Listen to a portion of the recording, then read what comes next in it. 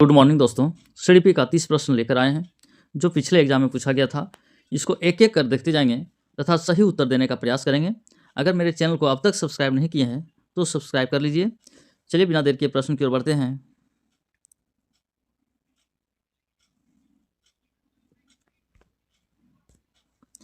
पियाजे के अनुसार गुणात्मक रूप से 4 विभिन्न अवस्थाएं, तो ऑप्शन क्या है देखते हैं। बच्चों की जेनेटिक कोड पर निर्भर होती है। दूसरा है बच्चों के विकास के सार्वभौमिक पैटर्नों का प्रतिनिधित्व करती है। तीसरा है उदाहरण देकर समझाती है कि बच्चों का मन लघु वयस्क मन होता है। और चौथा ऑप्शन है दुनिया की विभिन्न संस्कृतियों में व्यापक रूप से भिन्न होती है। इसका सही उत्तर होगा ऑप्शन दूसरा, बच्चों के विकास के सार्वभौमिक पैटर्नों का प्रतिनिधित्व करती है। चलिए नेक्स्ट क्वेश्चन देखते हैं। लेवाइकोस्की का मानना था कि विकास सीधे परिपक्वता के परिणाम से होता है, सीधे सामाजिक संपर्क के परिणाम से होता है, आनुवांशिक प्रोग्रामिंग का खुलासा है, या प्रकृति में असतत है। तो इसका सही उत्तर क्या होगा? तो ऑप्शन दूसरा, सीधे सामाजिक संपर्क के परिणाम से होता है। चलिए नेक्स्ट क्वेश्चन, तीसरा प्रश्न है,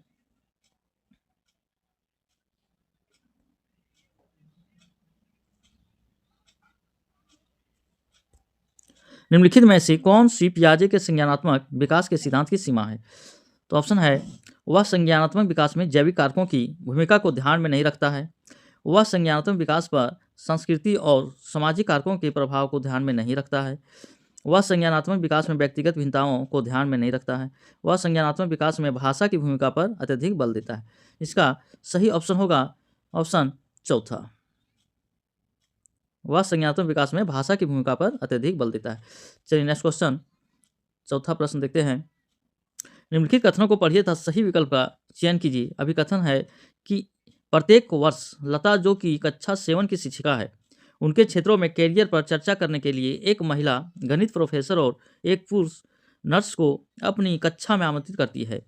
तो कारण देखते हैं कि लैंगिक जेंडर जो होता है अंतर जन्मजात है और समाज के माध्यम से अधिग्रहित नहीं है। तो इसका ऑप्शन दिया गया है ये और आर दोनों गलत है, ये और आर दोनों सही है तथा आर ये की सही व्याख्या है। ये और आर दोनों सही है परंतु आर ये की सही व्याख्या नहीं है। यहाँ है चौथा है ये सही है परंतु आर गलत है। इसका सही उत्तर होगा ऑप्शन चौथा, ये सही है परंतु आर गलत है। चलिए नेक्स्ट क्वेश्चन, पांचवा नंबर प्रश्न को देखते हैं। निम्नलिखित में से कौन सा प्रश्न बच्चों के समालोचनात्मक व रचनात्मक चिंतन को बढ़ावा देता है? पहला ऑप्शन है आपके देश में कुल कितने राज्य और कितनी राजधानियां हैं? आपके देश का नाम व मानचित्र पर इसकी भौगोलिक स्थिति क्या है? आपके शहर में पानी कहाँ से आता है? और चौथा है पानी के बचाव के लिए सबसे अच्छा तरीका कौन सा हो सकता है और क्यों? तो समालोचनात्मक जब पूछ रहा है ना, तो इसका सही उत्तर होगा चौथा। चलिए नेक्स्ट क्वेश्चन, छठा प्रश्न है, समावेशी शिक्षा में क्या शामिल है? तो ऑप्शन है विशेष आवश्यकता वाले शिक्षार्थियों को केवल व्यावसायिक शिक्षा का प्रावधान। दूसरा है व्यक्तिगत अंतरों की पहचान के परिणाम स्वरूप पाठ्य चर्चा में लचीलापन। तीसरा है विद्यार्थियों का उनकी योग्यताओं के आधार पर पृथक्करण व वर्गीकरण करना। और चौथा है सभी शिक्षार्थियों के लिए मानक पाठ्य चर्चा। इसका सही उत्तर क्या होगा? तो ऑप्शन दूसरा होगा, व्यक्तिगत अंतरों की पहचान के परिणाम स्वरूप पाठ्य चर्चा में लचीलापन। चलिए सातवां प्रश्न की ओर बढ़ते हैं। और अब तक हमारे चैनल को जो सब्सक्राइब नहीं किए हैं वो सब्सक्राइब कर लीजिए। चलिए सातवां प्रश्न है, समालोचनात्मक चिंतन में प्रमाण की क्या भूमिका होती है? ऑप्शन पहला है समालोचनात्मक चिंतन के लिए प्रमाण अप्रासंगिक होता है। दूसरा है व्यक्तिगत राय के पक्ष में प्रमाण की उपेक्षा की जानी चाहिए। तीसरा है प्रमाण को बिना विश्लेषण के स्वीकार किया जाना चाहिए। और चौथा ऑप्शन है प्रमाण का तार्किक और सुनियोजित रूप से मूल्यांकन किया जाना चाहिए। तो इसका सही उत्तर होगा ऑप्शन चौथा, ठीक है, प्रमाण का तार्किक और सुनियोजित रूप से मूल्यांकन है ना किया जाना चाहिए। चलिए नेक्स्ट क्वेश्चन, 8 नंबर प्रश्न है, देखिए निम्नलिखित कथनों को पढ़िए तथा सही विकल्प का चयन कीजिए। अभी कथन ये है बच्चों में संज्ञानात्मक विकास पर भाषा के प्रभाव पर जीन पियाजे और लेवाइगोस्की के दृष्टिकोण में भिन्नता है। और कारण है खोज अधिगम में शिक्षक अवसर प्रदान करता है और विद्यार्थी स्वयं जानकारी प्राप्त करने के लिए उन्मुख होते हैं। तो ऑप्शन है पहला, ए और आर दोनों गलत है, ए और आर दोनों सही है तथा आर ए की सही व्याख्या है, ए और आर दोनों सही है परंतु आर ए की सही व्याख्या नहीं करता है ना। और चौथा है ए सही है परंतु आर गलत है। इसका सही उत्तर क्या होगा? तो ऑप्शन तीसरा, ये और आर दोनों सही है परंतु आर ए की सही व्याख्या नहीं कर रहा है। ठीक है, चलिए नेक्स्ट क्वेश्चन। निम्नलिखित कथनों को पढ़िए तथा सही विकल्प का चयन कीजिए। अभी कथन ये है, बच्चों के बीच विकासात्मक दरों में काफ़ी भिन्नताएं मौजूद होती है। और कारण भी दिया है, विकासात्मक अंतर अनुवांशिक और अनुभवात्मक विविधताओं की जटिल अंतःक्रिया का एक अनिवार्य परिणाम है। तो इसका सही ऑप्शन को देखते हैं क्या हो सकता है। देखिए, ए और आर दोनों गलत हैं, ए और आर दोनों सही तथा आर ए की सही व्याख्या है। ए और आर दोनों सही है परंतु आर ए की सही व्याख्या नहीं है। और चौथा ऑप्शन ए सही है परंतु आर गलत है। इसका सही उत्तर होगा ऑप्शन दूसरा, ए और आर दोनों सही है तो आर ए की सही व्याख्या है। चलिए नेक्स्ट क्वेश्चन, 10वां नंबर प्रश्न को देखते हैं। भाई बहन के रिश्ते है ना, रिश्तों। तो पहला ऑप्शन है केवल प्रारंभिक बाल्यावस्था में ही महत्वपूर्ण भूमिका निभाते हैं। दूसरा है कि समाजीकरण में अधिक भूमिका नहीं है। तीसरा है माता पिता और साथियों के साथ संबंधों के समान हैं और बाल्यावस्था में समाजीकरण में महत्वपूर्ण भूमिका निभाते हैं। चौथा है माता पिता और साथियों के साथ संबंधों से भिन्न होते हैं और बाल्यावस्था में समाजीकरण में महत्वपूर्ण भूमिका निभाते हैं। इसका सही उत्तर क्या हो सकता है? तो ऑप्शन चौथा होगा। ठीक है, चलिए नेक्स्ट क्वेश्चन, 11 नंबर प्रश्न को देखते हैं। निम्नलिखित कथन में विकास के किस सिद्धांत को दर्शाया गया? तो जो बच्चे अपने शुरुआती वर्षों में भाषा सीखने के लिए अनुकूलन वातावरण से वंचित रहते हैं, उन्हें बाद के जीवन में भाषा चुनने में थोड़ी कठिनाई होती है। तो ऑप्शन है विकास अव्यवस्थित और अप्रत्याशित होता है। भाषा के विकास का एक संवेदनशील काल है। तीसरा है भाषा और अनुभूति जटिल रूप से परस्पर संबंधित है। और चौथा है भाषा का विकास पूरी तरह अनुवांशिकी पर निर्भर है। इसका सही उत्तर होगा ऑप्शन दूसरा, भाषा के विकास का एक संवेदनशील काल है। चलिए 12 नंबर प्रश्न देखते हैं। 12 नंबर का जो है, निम्नलिखित कथनों को पढ़िए तथा सही विकल्प का चयन कीजिए। अभी कथन है, शिक्षकों को संकल्पना को मजबूत करने के लिए विद्यार्थियों को अपने स्वयं के संकल्पना के उदाहरणों और गैर उदाहरणों की पहचान करने के लिए कहना चाहिए। कारण आर है, उदाहरणों के बारे में सोचने से संकल्पना को मजबूत किया जाता है जबकि गैर उदाहरण विद्यार्थियों को प्रभावित करता है ना, करते हैं। तो इसका ऑप्शन देखते हैं, ए और आर दोनों गलत है, ए और आर दोनों सही है तथा आर ए की सही व्याख्या है। ए और आर दोनों सही है परंतु आर ए की सही व्याख्या नहीं है। ए सही है परंतु आर गलत है। इसका सही उत्तर होगा ऑप्शन चौथा, ये सही है परंतु आर गलत है। चलिए नेक्स्ट क्वेश्चन, 13 नंबर प्रश्न को देखते हैं। अधिगम के समान सिद्धांत बताते हैं कि विद्यार्थी बेहतर रूप से सीखते हैं यदि शिक्षक, ऑप्शन है पहले अवधारणा का संपूर्ण रूप से परिचय दें और फिर उसकी बारीकियों पर आएँ। दूसरा है पहले तर्क और कारण के संदर्भ में अवधारणाओं पर चर्चा करें और फिर विचारों को सत्यापित करने का अवसर दें। तीसरा है पहले उस पर चर्चा करें जिसके बारे में विद्यार्थी को नहीं पता है और फिर उस पर आज आए तो जो विद्यार्थी पहले से जानते हैं। पहले अवधारणा को उसके प्रतीकात्मक रूप में प्रस्तुत करें और फिर उसके भौतिक रूप पर आएँ। इसका सही ऑप्शन क्या हो सकता है? तो आंसर दूसरा, पहले तर्क और कारण के संदर्भ में अवधारणाओं पर चर्चा करें और फिर विचारों को सत्यापित करने का अवसर दें। चलिए नेक्स्ट क्वेश्चन, एक शिक्षिका अपने विद्यार्थियों को अधिसंज्ञानात्मक कौशल विकसित करने में मदद करना चाहती है। निम्नलिखित में से कौन सी रणनीति सबसे प्रभावी होगी? ऑप्शन है विद्यार्थियों को याद करने के लिए पाठ सौंपना और उन्हें पाठ्यपुस्तक से जानकारी दोहराने के लिए प्रोत्साहित करना। तो याद करना क्या नेगेटिव वर्ड ही नहीं होगा। दूसरा है विद्यार्थियों को सभी सीखने के कार्यों के लिए विस्तृत और निर्देश प्रदान करना। तो ये भी नहीं होगा। विद्यार्थियों को प्रोत्साहित करना कि वे स्वयं अपने अधिगम पर चिंतन करें और अपनी प्रगति का मूल्यांकन करें। चौथा है विद्यार्थियों को अभिप्रेरित करने के लिए लगातार ग्रेड और प्रतिपुष्टि प्रदान करें। इसका सही ऑप्शन होगा तीसरा। चलिए नेक्स्ट क्वेश्चन, 15 नंबर प्रश्न है,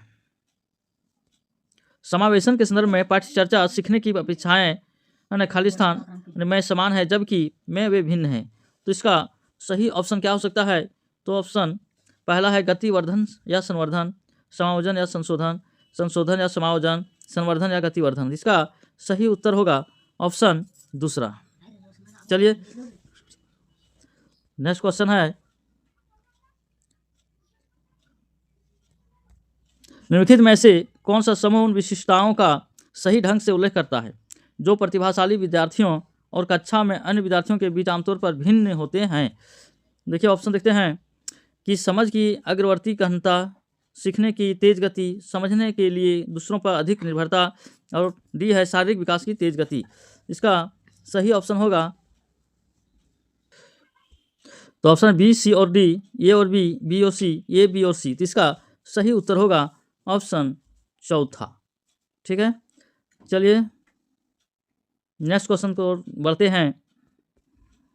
17 नंबर प्रश्न है, श्रवण बाधिता के संदर्भ में निम्नलिखित में से कौन सा कथन सही है।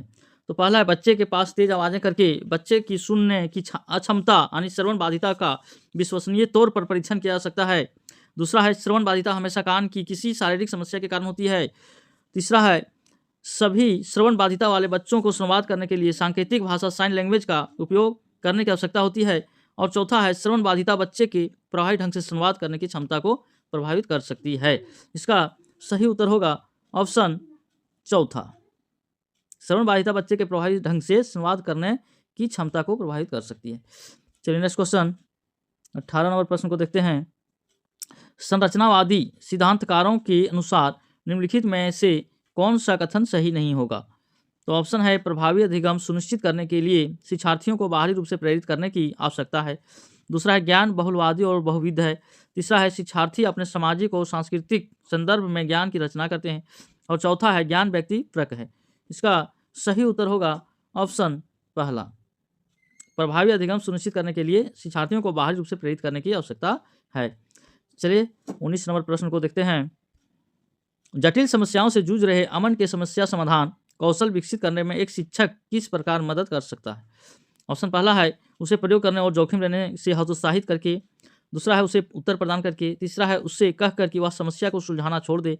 और चौथा है उसे मंथन करने और विचार उत्पन्न करने के लिए प्रोत्साहित करके। तो इसका सही उत्तर होगा ऑप्शन चौथा, उसे मंथन करने और विचार उत्पन्न करने के लिए प्रोत्साहित करना है। चलिए 20 नंबर प्रश्न को देखते हैं।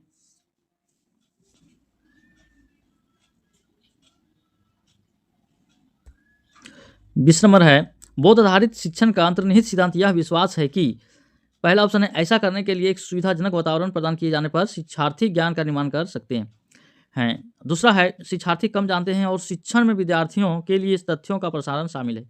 तीसरा है शिक्षार्थी निष्क्रिय प्राप्तकर्ता हैं और शिक्षक के पास सही ज्ञान है। चौथा है शिक्षार्थियों की क्षमताएं और आवश्यकताएं विविध हैं जिन्हें मानक निर्देशों पर ध्यान केंद्रित किए बिना पूरा नहीं किया जा सकता है। इसका सही उत्तर होगा ऑप्शन पहला। चलिए 21 नंबर प्रश्न की ओर बढ़ते हैं। माध्यमिक कक्षाओं में अधिगम के लिए एक अनुकूल कक्षा का वातावरण पर केंद्रित होता है। यानी किसका पर केंद्रित होता है वो देखिए। ऑप्शन पहला है प्रतिस्पर्धी लोकाचार। दूसरा है अनुबंधन और पुनर्बलन। तीसरा है सहकारी अधिगम। और चौथा है सजा और शर्मिंदगी के डर। इसका सही उत्तर होगा ऑप्शन तीसरा। ठीक है, चलिए 22 नंबर प्रश्न की ओर बढ़ते हैं। वह विद्यार्थी जो पठन वैकल्य से जूझ रहे हैं को पढ़ना सिखाया जा सकता है। ऑप्शन पहला है सुधारात्मक पठन सुनिश्चित करने के लिए सख्त दंड के उपयोग के माध्यम से, प्रणालीगत ध्वन्यात्मक प्रशिक्षण के माध्यम से, उच्च ग्रेड स्तर के पठन ग्रंथ प्रदान करके, और चौथा है उन्हें कई विकर्षणों में अध्ययन करने के लिए प्रोत्साहित करके। इसका सही उत्तर होगा ऑप्शन चौथा। चलिए नेक्स्ट क्वेश्चन 23 नंबर प्रश्न है। निम्नलिखित कथनों को पढ़िए तथा सही विकल्प का चयन कीजिए। अभी कथन ये है शिक्षकों को विद्यार्थियों में विशेष जातीय समूहों के बारे में रूढ़िवादिता को तोड़ने के लिए कड़ी मेहनत करनी चाहिए। कारण आर देखते हैं।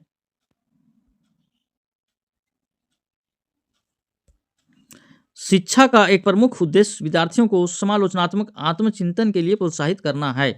तो ऑप्शन है ए और आर दोनों गलत हैं। ए और आर दोनों सही था, आर ए की सही व्याख्या है। ए और आर दोनों सही है परंतु आर ए की सही व्याख्या नहीं है। ये सही है परंतु आर गलत है। इसका सही उत्तर होगा ऑप्शन दूसरा। चलिए नेक्स्ट क्वेश्चन 24 नंबर प्रश्न को देखेंगे।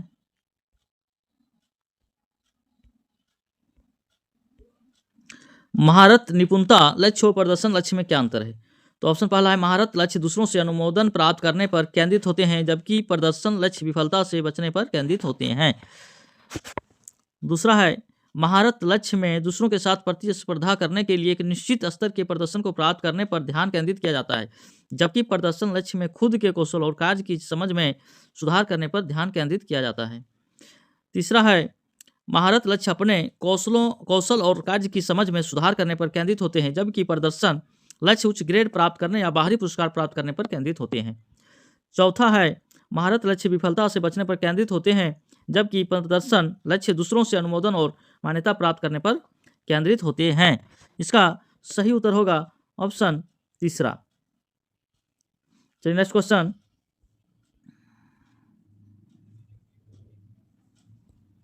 निम्नलिखित में से कौन सा आंतरिक अभिप्रेरणा का उदाहरण है? डांट से बचने के लिए पढ़ाई करना, पुरस्कार राशि के लिए एक प्रतियोगिता में भाग लेना, व्यक्तिगत आनंद के लिए एक वाद्य यंत्र बजाना, शिक्षक को प्रभावित करने के लिए परियोजना को पूरा करना। इसका सही उत्तर होगा ऑप्शन तीसरा, व्यक्तिगत आनंद के लिए एक वाद्य यंत्र बजाना। चलिए 26 नंबर प्रश्न है। एक प्रगतिशील कक्षा में विद्यार्थी अधिक प्रश्न नहीं पूछते हैं, शिक्षक से प्रश्न पूछते हैं, एक दूसरे से प्रश्न पूछते हैं, स्वयं से प्रश्न पूछते हैं। इसका सही उत्तर होगा ऑप्शन ए है, एक नंबर बी, सी और डी, दूसरा है ए, तीसरा है बी और सी और चौथा है बी और डी। इसका सही उत्तर क्या हो सकता है? तो ऑप्शन तीसरा, बी और सी, शिक्षक से प्रश्न पूछते हैं और एक दूसरे से प्रश्न पूछते हैं। ठीक है, चलिए नेक्स्ट क्वेश्चन। पुल्लिंग या स्त्रीलिंग होने से जुड़ी अपेक्षाओं को कहा जाता है और इन्हें सीखा जाता है। तो ऑप्शन पहला है जेंडर रूढ़िवादिता केवल मध्य बाल्यावस्था के दौरान, दूसरा है जेंडर पूर्वाग्रह मुख्य रूप से प्रारंभिक बाल्यावस्था के दौरान, तीसरा है जेंडर स्थिरता प्रारंभ में किशोरावस्था के दौरान और चौथा है जेंडर भूमिकाएं बाल्यावस्था की सभी अवस्थाओं से लेकर वयस्कता में भी। तो इसका सही उत्तर क्या हो सकता है? तो ऑप्शन दूसरा। चलिए नेक्स्ट क्वेश्चन।